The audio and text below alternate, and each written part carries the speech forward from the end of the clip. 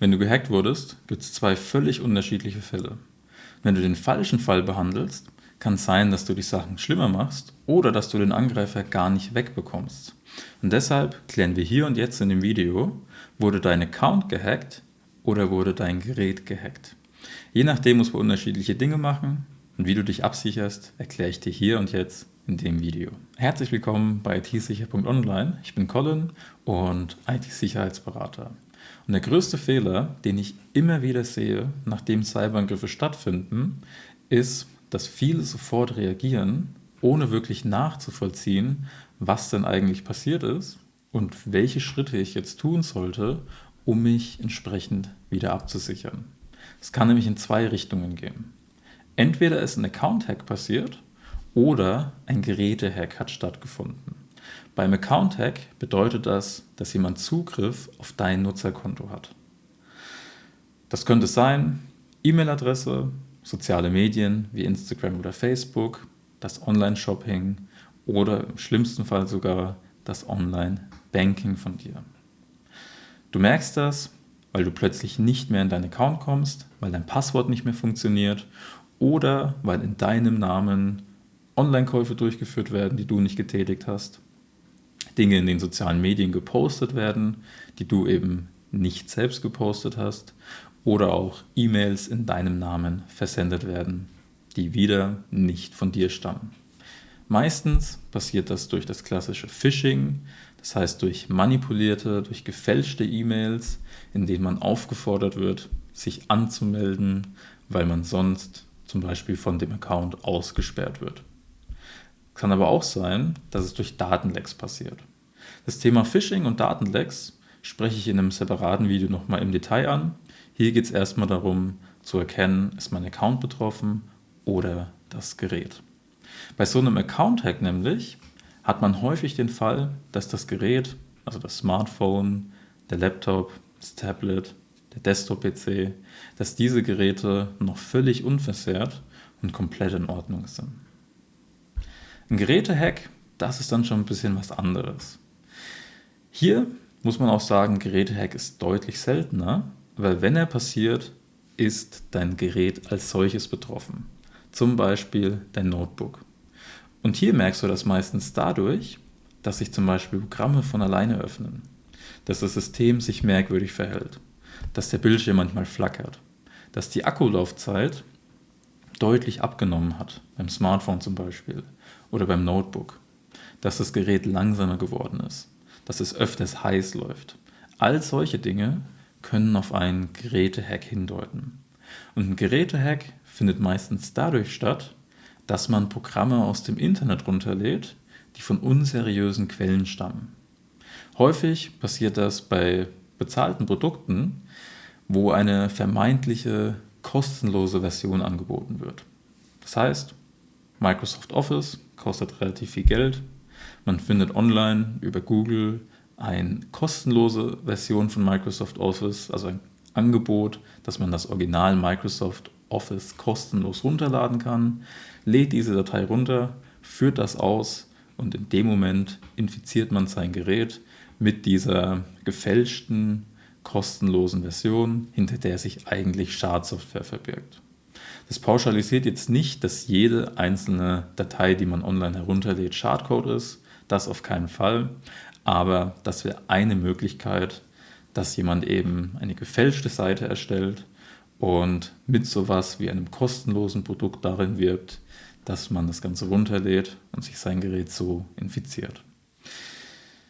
Gerätehacks sind aber Thema für ein anderes Video. Da komme ich dann später nochmal ganz genau im Detail darauf zu sprechen, von wo das Ganze kommen kann und wie man sich dagegen schützen kann. Was sind die Faktoren, dass dein Account gehackt wurde? Da gibt es 5 gute Indikatoren, um schon mal festzustellen, ob es sich um den Account handelt. Ein guter Indikator wäre, dass du dich nicht mehr einloggen kannst. Das heißt, dein Passwort funktioniert plötzlich nicht mehr, die hinterlegte E-Mail-Adresse wurde geändert oder wenn du das Passwort zurücksetzen möchtest, kommt das nicht mehr bei dir an und du hast keinen Zugriff mehr auf deinen Account. Das wäre ein Punkt. Du kannst dich nicht mehr einloggen. Ein zweiter guter Indikator wäre, dass du Sicherheits-E-Mails bekommst. Zum Beispiel, es wurde eine neue Anmeldung von Gerät XY in Standort oder in Land XY festgestellt. Oder es wurde versucht, das Passwort zu ändern. Wir haben eine neue Geräteanmeldung gemerkt. All diese Dinge deuten darauf hin, dass sich jemand anderes gerade mit deinem Account anmelden möchte oder es sogar geschafft hat, sich mit dem Account anzumelden. Die genauen Inhalte, ob es nur ein Versuch war oder ob es wirklich erfolgreich war, siehst du aber immer in den Sicherheits-E-Mails.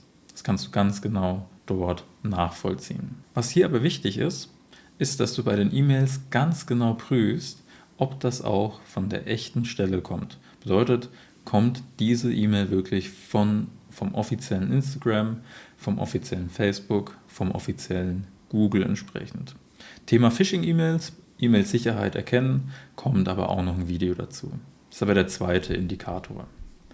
Der dritte Indikator, der ist auch der auffälligste, würde ich sagen, ist, dass Nachrichten in deinem Namen versendet werden, dass Aktionen in deinem Namen getan werden, wie zum Beispiel Shopping, jetzt bei Amazon, dass bei PayPal Zahlungen vorgenommen werden, die du nicht durchgeführt hast, die du nicht selbst autorisiert hast, oder dass Kontakte von dir, Freunde, Bekannte, Familie entsprechend E-Mails erhalten, Instagram-Nachrichten oder teilweise auch WhatsApp-Nachrichten von dir erhalten, die du alle nicht selbst geschrieben hast. Das ist ein weiterer Indikator. Und der letzte Hinweis bzw. der letzte Indikator wäre, dass Einstellungen verändert wurden. Zum Beispiel die Meldung, dass versucht wurde, eine andere Telefonnummer zu hinterlegen, dass eine andere E-Mail versucht wird zu hinterlegen oder dass die Multifaktor-Authentifizierung über irgendeine Möglichkeit verändert wird. Das heißt, dass es einen Versuch gibt, Multifaktor zum Beispiel abzuschalten. Jetzt zeige ich dir Schritt für Schritt, was du tun musst, wenn dein Account gehackt wurde. Das erste Wichtige, was du tun musst, ist auf jeden Fall identifizieren, um welchen Account handelt es sich denn. Da du das Video anschaust, hast du wahrscheinlich schon ganz genau erkannt, um welchen Account es sich handelt. Zum Beispiel jetzt Instagram oder vielleicht dein Google-Account, wo sich deine Gmail-Adresse befindet. Und um dir konkret jetzt schon Hilfeleistung zu geben, machen wir das einmal zusammen für das Google-Konto. Bei anderen Accounts ist das Vorgehen meistens sehr identisch, mit 1-2 Unterschieden, die wirklich in den Einstellungen von den Begrifflichkeiten zum Beispiel gewählt wurden oder von der Navigation. Nichtsdestotrotz habe ich auch das nochmal zusammengefasst in einer PDF, die du dir gerne auf meiner Webseite kostenlos herunterladen kannst. So, schauen wir uns das mal für Google an. Hier habe ich meinen Google-Account. Und das Erste, was du tun solltest, wenn du die Möglichkeit hast, ist es am besten noch das Gerät zu wechseln. Das heißt, wenn du jetzt auf dem Handy das Ganze durchgeführt hast oder auf dem Handy dieser Hack abgelaufen ist von deinem Nutzerkonto, dann melde dich gerne auf dem PC an und führe die Schritte hier auf dem PC durch. Durch diese Trennung, dass du das Ganze jetzt auf dem PC machst, hast du natürlich 2 Punkte. Erstens, die Browserbedienung ist meistens viel, viel übersichtlicher und häufig gibt es in der mobilen Version manche Menüs nicht. Besonders die du jetzt brauchen wirst für die Passwort- oder Sicherheitseinstellungen. Der andere Punkt ist, vielleicht ist ja doch mehr passiert als nur ein Account-Hack und das ganze Gerät wurde infiziert. Und wenn du natürlich jetzt auf diesem infizierten Smartphone deinen Account zurücksetzt oder deinen Account entsprechend absicherst, bekommt der Hacker das natürlich auch mit. Und das wollen wir umgehen. Bedeutet, hier bei google.de oder google.com das einfach einmal eingeben und dann kannst du dich hier anmelden, beziehungsweise bist wahrscheinlich schon damit angemeldet. Hier siehst du dann die Möglichkeit, auf die Google Apps zu gehen und hast dein Konto meistens am ersten Punkt. Hier im Konto angekommen, schaust du jetzt links zu Sicherheit und Anmeldung. Und hier kannst du ganz genau nachvollziehen, wer ist denn angemeldet und kannst das jetzt erstmal prüfen. Das heißt, der erste Punkt, wie auch mit dem Indikator, welche Geräte sind gerade angemeldet. Das heißt nochmal Sicherheit und Anmeldung, dann ein Stück weit nach unten scrollen Und dann findest du hier meine Geräte. Geräte, auf denen du gerade angemeldet bist. Dann einmal hier auf alle Geräte verwalten und dann siehst du hier entsprechend, welche Geräte mit deinem Account gerade angemeldet oder verbunden sind. Wenn jetzt hier ein Gerät auffällt, was im Ausland sitzt oder was du einfach nicht autorisiert hast, was dir nicht gehört, dann bitte sofort auf dieses Gerät einmal hier klicken. Nicht bekannt, Google hat hier schon den kleinen Punkt, mehr Sicherheit für Ihr Konto. Wenn das Gerät nicht bekannt ist, melden Sie sich zum Schutz Ihres Google-Kontos ab. Hier steht es nochmal, dann entsprechend das Ganze auch durchführen. Und das Schöne ist, Google gibt ja jetzt schon den Hinweis, okay, wenn Sie weitere Bedenken haben, dann sollten Sie Ihr Passwort ändern. Und genau das ist dann auch der Punkt. Das wird dir hier schon direkt angeboten. Du kannst direkt dein Passwort ändern, hier das neue sichere eingeben. Da könnten wir jetzt, sieht man auch hier, es braucht eine gewisse Länge, bis es wirklich als stark klassifiziert wird. Ich persönlich empfehle mindestens 12 Zeichen. Nach oben gibt es kein Limit, außer die Anwendung limitiert ist. So, das Passwort dann ändern und ab dem Punkt musst du dich auch auf anderen Geräten nochmal neu anmelden in der Regel, weil das Passwort nicht mehr das alte ist. Aber dadurch hast du auf jeden Fall schon mal den Angreifer, der gerade eben noch Zugriff auf deinen Account hatte, aus deinem Account herausgeschmissen. Und wenn du jetzt wirklich noch eine starke Schicht an Schutz hinzufügen möchtest, dann gehst du wieder zu Sicherheit und Anmeldung und aktivierst dort die Zwei-Faktor-Authentifizierung. Das Ganze wird gerne auch Multifaktor genannt. Und das bedeutet, Nutzername und Passwort reichen ab sofort nicht mehr aus, um sich auf deinem Gerät anzumelden. Es muss immer noch ein zweiter Faktor angegeben werden. Was der zweite Faktor sein kann, siehst du hier.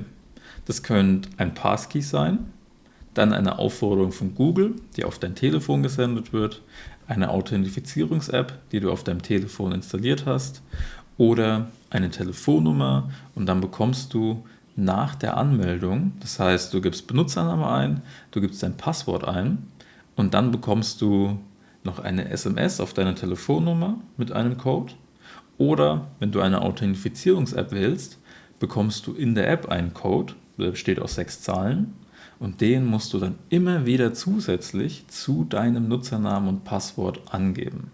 Was bedeutet das? Du meldest dich am Browser an mit Nutzernamen und Passwort auf deinem Laptop.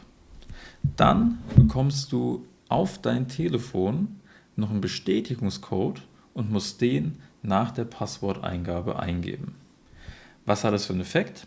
Wenn der Hacker jetzt Nutzername und Passwort herausfindet, müsste er zusätzlich das Telefon noch stehlen, um diesen Code vom Telefon einmal mitlesen zu können. Das heißt aber auch, wenn alles auf einem Gerät stattfindet, das heißt, wenn du die Anmeldung auf einem Gerät durchführst und auch noch den zweiten Faktor hier auf dem Gerät hast, fällt dieser Schutz ein Stück weit wieder weg. Das heißt, hier gerne gut trennen auch. Und diese Authentifizierungs-Apps sind tatsächlich mit das Praktischste, was du machen kannst, da die allgegenwärtig für viele verschiedene Anwendungen funktionieren und mit einer App wirklich viel abgesichert werden kann. Eine ganz klassische App hierfür wäre der Google Authenticator. Den Google Authenticator, den gibt es sowohl für Android als auch für das iOS. Und mit einer kleinen Suche im App Store nach dem Google Authenticator findest du ihn einmal hier. So sieht das Ganze aus. Ist eine App original von Google. Die installiere ich jetzt mal schnell. So, jetzt wähle ich hier entsprechend die Authentifizierungs-App. Das heißt, einmal hier draufklicken, dann Authentifizierungs-App einrichten und jetzt erscheint schon der QR-Code. Den QR-Code muss ich jetzt mit dem Smartphone und der Google Authenticator App einscannen. Das heißt, einmal hier beim Google Authenticator sehe ich jetzt diese Option, dass ich einen Code hinzufügen kann. Wenn ich darauf klicke, erscheinen mir Optionen, das heißt Mit einer Kamera kann ich das immer über den QR-Code scannen. Wenn ich keine Kamera habe, dann sieht man auch hier entsprechend diesen Hinweis, Sie können ihn nicht scannen. Dann muss ich einen kleinen Text selbst eintippen. Ich mache das jetzt mal über den QR-Code-Scanner, halte das Ganze einmal daran und hier in der App sieht man auch, jetzt habe ich den Multifaktor-Code. Hier an der Seite sieht man auch, dass dieser Code nur eine gewisse Zeit hat, wie lange er läuft. Das heißt, er regeneriert sich oder er ändert sich alle paar Sekunden. Dann hier einmal auf Weiter und jetzt muss ich den Code eingeben. Das heißt, hier diese 6 Ziffern einmal hier eintippen, das Ganze bestätigen. So, dann hier auf Aktivieren. Und jetzt noch ein ganz wichtiger Punkt. Hier unten ist jetzt noch der Button 2-Faktor-Authentifizierung aktivieren. Ich schiebe mich mal kurz weg dafür, dass man ihn ganz sieht. Jetzt einmal hier unten dann noch draufklicken auf das Aktivieren. Jetzt fragt mich Google, ob ich noch eine Telefonnummer hinzufügen möchte. Das kann jeder selbst abwägen. Es wäre nochmal ein zusätzlicher Weg. Falls man mal keinen Zugriff auf diese App hat, wäre es nochmal ein Weg, um an den zweiten Faktor zu kommen. Ich überspringe das Ganze jetzt. Jetzt bekomme ich hier die Meldung, Authentifizierungs-App erstellt. Und ich muss auch sagen, ich persönlich finde die Authentifizierungs-App immer ein Stück weit sicherer, als die Telefonnummer zu verwenden. Und jetzt kommt noch der Punkt, was ist denn, wenn ich mal keinen Zugriff mehr auf diese App und auf das Telefon habe? Denn dann kann ich mich ja theoretisch nicht mehr anmelden. Und für den Fall gibt es die Möglichkeit der Backup-Codes. Das heißt, ich kann mir hier Backup-Codes erstellen lassen, die, wenn ich nicht mehr auf meinen Multifaktor zugreifen kann, immer noch funktionieren. Und das Beste, was man hier macht, das Ganze einmal ausdrucken, sicher bei sich zu Hause oder bei der Familie verwahren und dann könnte theoretisch auch das Handy mit diesem zweiten Faktor, mit diesem Code, könnte verloren gehen und ich hätte trotzdem noch eine Möglichkeit, mit einem dieser 10 Codes mich weiterhin anzumelden und ich verliere mein Konto nicht komplett. Das ist nämlich der Punkt, den man hier weiterhin beachten muss. Wenn der Angreifer keinen Zugriff auf den Multifaktor hat, kommt er nicht rein. Wenn ich selbst keinen Zugriff auf den Multifaktor habe, komme ich aber auch nicht rein. Und das ist hier ein wichtiger Punkt. Die kann man auch mehrfach erstellen, bzw. neu generieren. Kann man sich dann runterladen, ausdrucken, sicher aufbewahren, mehrfach aufbewahren und man ist auf jeden Fall auf der sicheren Seite. Ein weiterer wichtiger Punkt, wenn es gerade schon um die Backup-Codes geht, ist es, dass man entsprechend auch seinen Multifaktor davon eine Sicherung macht. Und das kann man sehr gut über mehrere Geräte hinweg machen. Und das Gerät, auf das man das sichert, muss auch nicht unbedingt eine Internetverbindung haben. Das heißt, wenn ich das auf meinem Smartphone mache und zu Hause noch ein Tablet habe, kann ich die Codes nochmal auf das Tablet sichern. Dazu muss man einmal auf die 3 Striche neben Suchen und dann auf die Option Codes übertragen. So. Auf dem Gerät, wo man die Codes sichern möchte, also wo man das exportiert, klickt man Codes exportieren. Dann kann man die Konten auswählen, die man exportieren möchte. Geht auf Weiter und bekommt hier diesen QR-Code. Und auf seinem anderen Gerät, zum Beispiel dem Tablet, drückt man dann mit genau dem gleichen Menü Codes importieren und sagt, schauen, es fokussiert, QR-Code scannen. Und an dem Punkt kann man die Daten übertragen. Was hier noch wichtig ist, häufig, nachdem man das auf dem Gerät exportiert hat, fragt einem Google, ob man die Codes aus Sicherheitsgründen entfernen möchte. Wenn man das Gerät natürlich jetzt für den Verkauf zum Beispiel vorbereitet, würde ich sie ganz, ganz klar entfernen. Wenn es aber wirklich nur eine Sicherung für mich ist, dann die exportierten Codes bitte unbedingt behalten, dass sie sonst auf dem Gerät alle verschwinden und man sie nochmal neu hinzufügen müsste in die App. So, jetzt ist das einmal durchgeführt. Die Multifaktor-Authentifizierung ist aktiviert. Und das zeige ich jetzt auch mal mit der Anmeldung. So, ich entferne das einmal komplett. Jetzt muss ich mich nochmal neu anmelden. Einmal das Passwort reinpacken und siehe da, Zwei-Faktor-Authentifizierung wird abgefragt. Den Haken entferne ich ganz gern, dann wird die Anmeldung immer wieder mit dem Zwei-Faktor abgefragt und ich muss in die App, ich muss jetzt diesen Code eingeben und wenn ich diesen Code von der App nicht habe, sieht man hier, komme ich nicht mehr in das Konto rein, außer natürlich jetzt mit dem Backup-Code, aber der liegt ja auch nur bei mir. Ich gebe mal den Code ein, 293 390.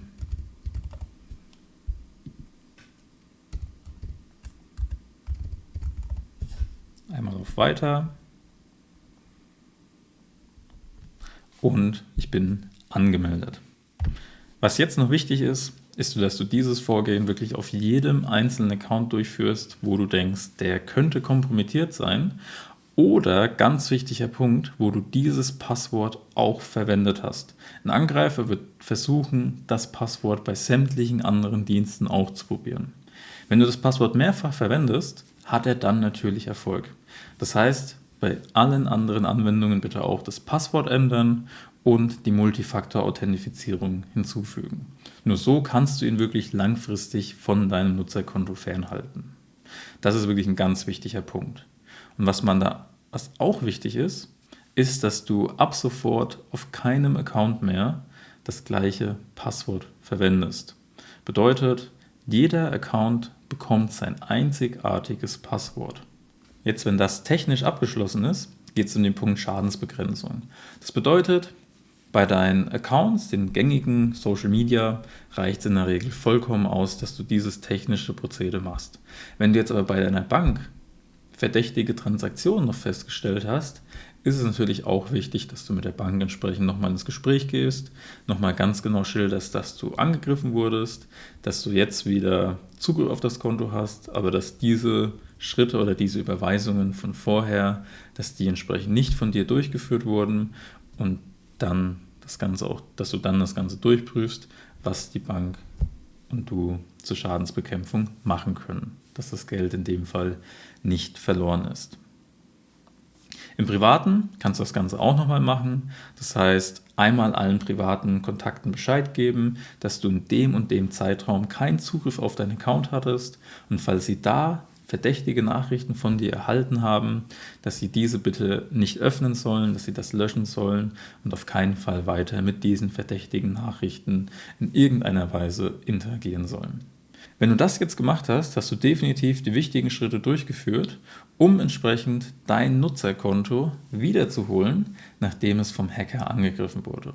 Und jetzt noch zum Abschluss eine ganz, ganz wichtige Frage, beziehungsweise ein ganz wichtiger Punkt.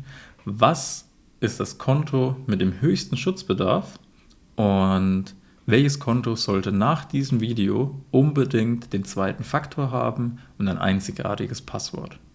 Überleg's dir kurz, schreib's auch gerne in die Kommentare. Ich werde es gleich auflösen. Genau, dein privates E-Mail-Konto. Warum hat das private E-Mail-Konto den höchsten Schutzbedarf? Weil wenn der Angreifer Zugriff auf dein privates Konto hat, kann er dein privates E-Mail-Konto, kann er ganz genau nachvollziehen, wo du überall angemeldet bist, kann bei all diesen Diensten Passwort vergessen klicken und bekommt die E-Mail zum Ändern des Passworts in dein privates E-Mail-Postfach, das er ja jetzt kontrolliert. Das heißt, dieses Konto ist das höchste, das wichtigste und hier muss der zweite Faktor aktiviert werden und ein einzigartiges, starkes Passwort mit Zahlen, Buchstaben, Sonderzeichen, mindestens 12 Zeichen an Länge gesetzt werden. Da kommt man ohne den zweiten Faktor und die starken, einzigartigen Passwörter nicht mehr aus. Das Thema Passwörter nochmal im Detail, werde ich in einem anderen Video betrachten. Das war jetzt erstmal alles für den Account-Hack, die 5 Schritte, die du erstmal tun solltest, um deinen Account wiederzuholen.